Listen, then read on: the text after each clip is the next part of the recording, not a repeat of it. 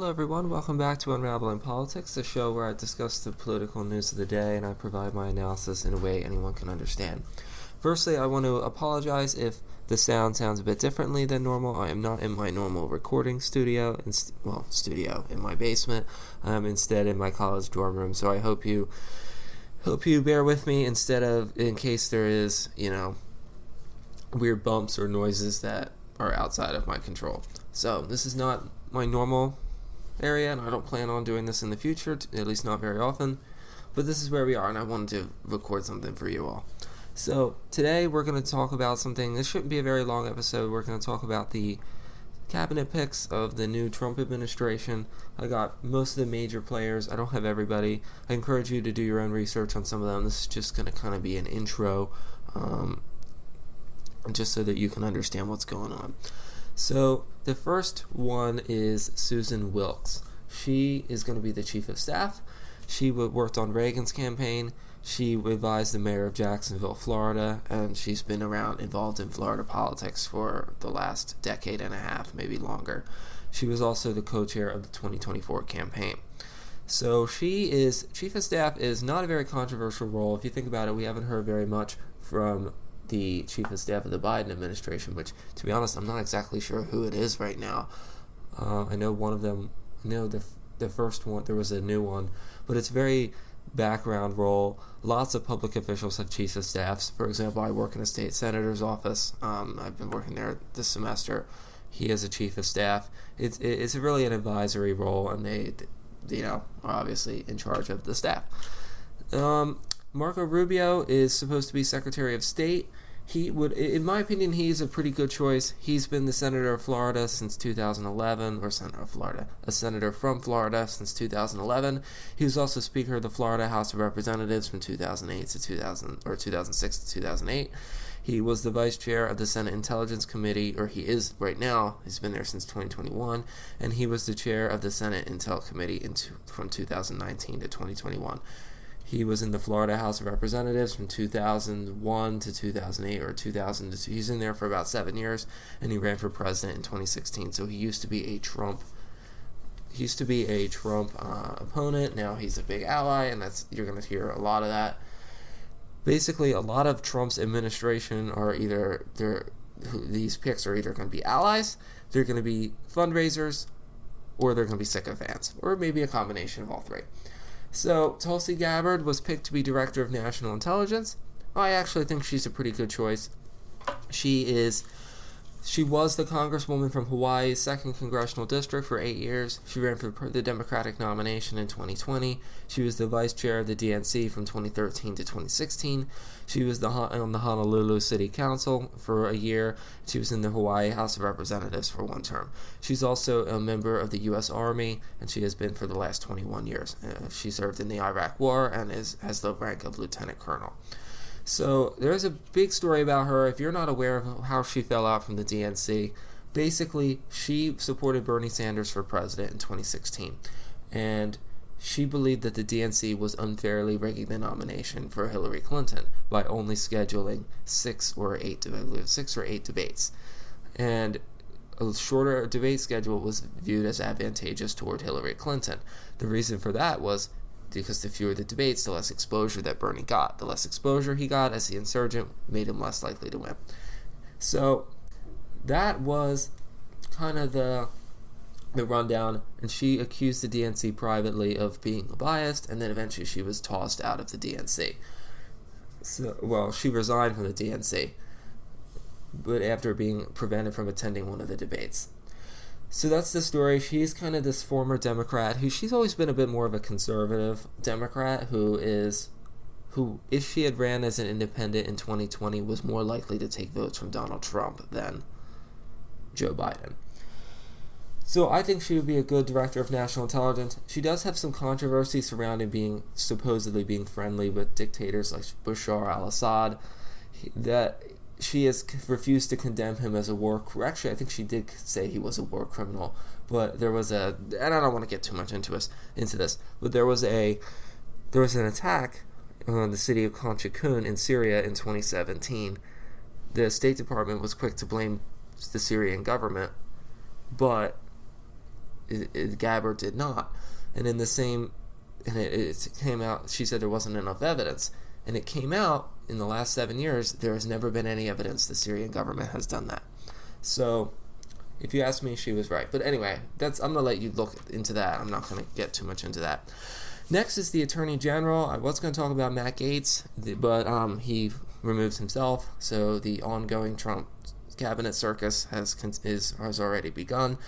The new Attorney General will be Pam Bondi. She was the Attorney General of Florida for 8 years. Trump donated to her campaign in, I believe, 2014 when she was running for re-election, and she supported Trump in 2016, one of the first people to do so. Then Trump has said, for too long, the partisan Department of Justice has been weaponized against me and other Republicans. Not anymore. So we'll see what kind of Attorney General she's going to be. She definitely has more experience than Matt Gaetz would have. Matt Gaetz would have been a terrible pick for Attorney General, considering what he's under investigation for, which is child sex trafficking. Matt Whitaker will be the NATO ambassador. He supervised the Mueller investigation during the first administration. He was a U.S. attorney in Iowa, and he was the acting attorney general for all of about 1 year. And he implemented the First Step Act under the first Trump administration.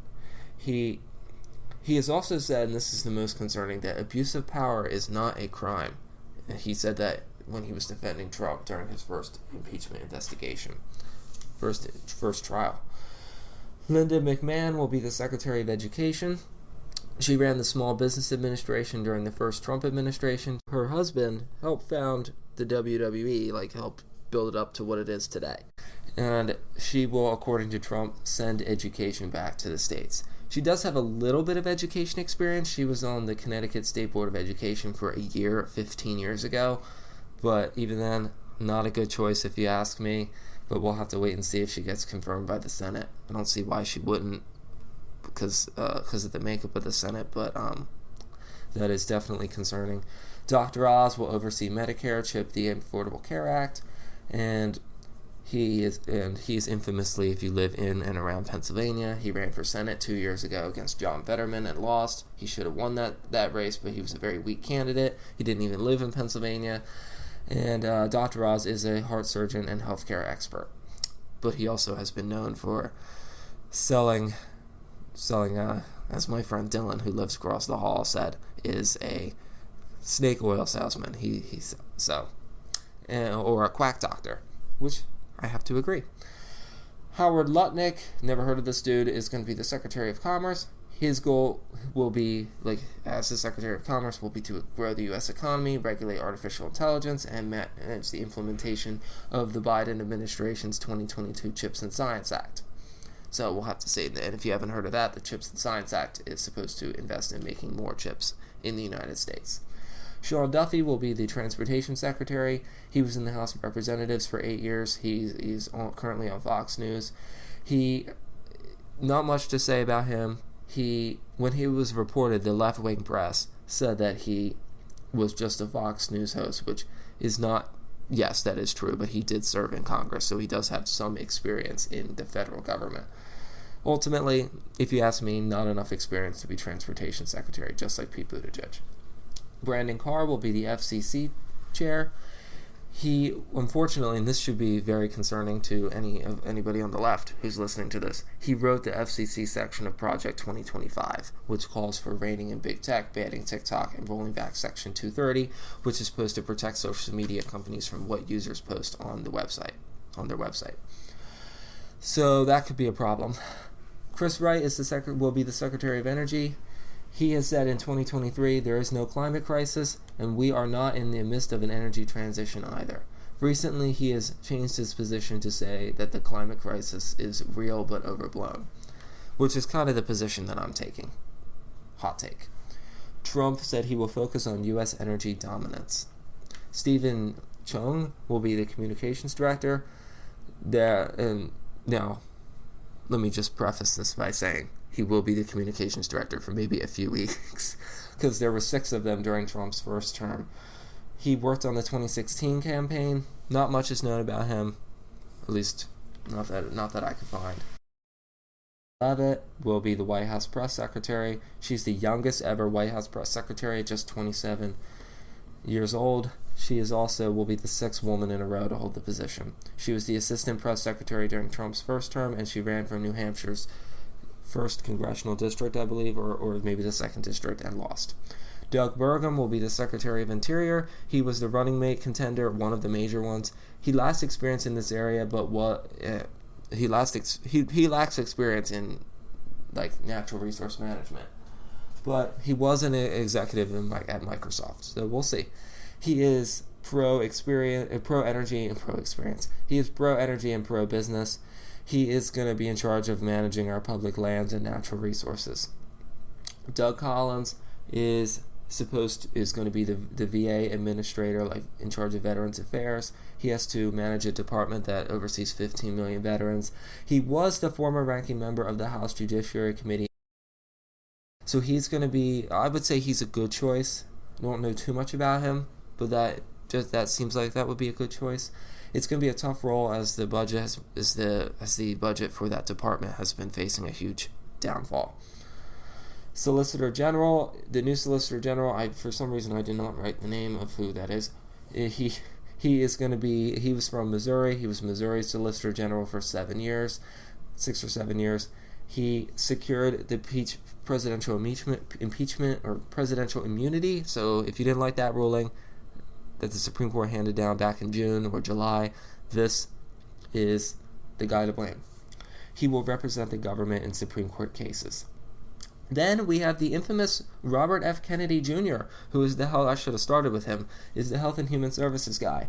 He's opposed, or will be, he's opposed to vaccines. He's raised alarm about food chemicals and vaccines and AIDS, and we're saying AIDS didn't exist and whatever, all of the above. So this guy, you could talk about this guy for hours. He is going to be very controversial. I would think there's a decent chance he won't be confirmed, but we'll have to wait and see. If they're going to let Dr. Oz in, they might just let this guy in. Kristi Noem will be running the Department of Homeland Security. She's the governor of South Dakota, and she was in Congress for 8 years. She will oversee ICE, FEMA, and the U.S. Secret Service. My guess is that she's going to be working with Tom Hammond, who will be the border czar, and they will begin on day one the largest mass deportation ever in American history, as Trump has described.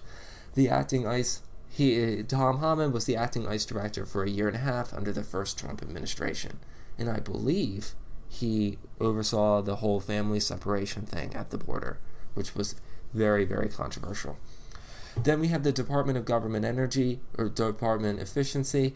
They're supposed to be done their work by July the 4th, 2026. What are they going to do? That's supposed to be run by Elon Musk and Vivek Ramaswamy. They will be working outside the government to try to make the government more efficient, supposedly. We're going to see what they do, but one of the things they have talked about doing is forcing all federal government workers back into the office, which, if you ask me, is not efficient. It's better to have them away because then you could save money on office space. But my guess is they're going to try to make working conditions so terrible for federal employees that they all just quit. I think that's their plan, to just go in there and wreck whatever they can. Then the Pete Hegseth, I don't know if that's how you say it, is going to be the Secretary of Defense. He's a co-host on Fox and Friends, but he was a veteran of serving in Guantanamo Bay, Iraq, and Afghanistan. His goal will be to end the war in Israel/Hamas and Ukraine. John Ratcliffe will be the CIA director. He was a congressman for 5 years. He was on the House Intel and Judiciary Committee. He is also the cybersecurity chairman. So don't know much about him. Doesn't seem like it would be a problem. But I know he left Congress in 2020 for some reason. I'm not entirely sure. Next, Marty McAtoy, I think that's how you say that, will be the FDA commissioner. He's a surgical oncologist at Johns Hopkins. He supports RFK Jr.'s appointment to Health and Human Services, which should tell you all that you need to know. He believes the establishment of the food pyramid was the greatest mistake of the U.S. government has ever made, at least in terms of misinformation. He wants to stop the poisoning of our food supply. His words. Dr. Dave Wildman will be the CDC director. He was in the U.S. House of Representatives for 14 years. He will need Senate confirmation. That's a new thing. Before they didn't need Senate confirmation, but that has been changed under a law in 2022. When he was a rep, he worked with the CDC to enact a ban on patents for human embryos, according to Trump. Dr. Jeanette, oh boy, these names are really... Dr. Jeanette Neshamat will be the Surgeon General. She is a Fox News guest. She is pro-vaccine for COVID and other diseases. She worked in New York and New Jersey during the pandemic. So I would think she's going to be a good Surgeon General. Lastly, there's a few more, then we're going to be done. Mike Huckabee will be the ambassador to Israel. Normally, I wouldn't care about a specific ambassador to a specific country, but Israel is a big issue this year and last year, so naturally this is something to pay attention to. So Trump is clearly, by picking a very religious Christian, he is picking somebody who supports Israel. This will be the first non-Jewish person to hold the post since 2011, and Mike Huckabee in 2008 once said there's no such thing as a Palestinian. Now, I don't know what he believes now, but he has signaled opposition to a ceasefire, calling for Hamas to surrender. Mike Walls is going to be the National Security Advisor. He served in Africa, Middle East, and Afghanistan when he was in the military. He's been in Congress for the last 5 years, and the House, he is on the House's China Task Force, the Armed Services, Foreign Affairs, and Intelligence Committee. So this role does not require Senate confirmation, so he's definitely going to be getting in. So he seems like a good one. Don't know. We'll have to see. Elise Stefanik is going to be the ambassador to the UN. She's been in Congress the last 8 years. She was the chair of the House Republican Conference, which means she's the 4th highest ranking member. Liz Cheney, she took after Liz Cheney after she was booted from the conference in 2021. Booted from her position. She has signaled reconsidering U.S. funding for the United Nations. And lastly, Lee Zeldin is supposed to be the FDA or the EPA administrator. He was in Congress for 8 years. He ran for New York governor in 2022, and he's considered a rising star in the party. So that is the main figures of the Trump administration. We are missing a few people. I know we are waiting on Matt Hassanet. I believe he's supposed to be the Treasury Secretary. Don't know much about him other than that he's a Wall Street guy. He also was a big fundraiser to the Trump campaign. So as I said, most of these people are either donators to the campaign, they're either sycophants, or they are involved in him. They're otherwise involved in his campaign. So anyway, that is all I have to say for this episode. Thank you for tuning in. Hopefully you learned something. If not, well, do some research. And I hope to see you next week, and have a great Thanksgiving. Bye-bye.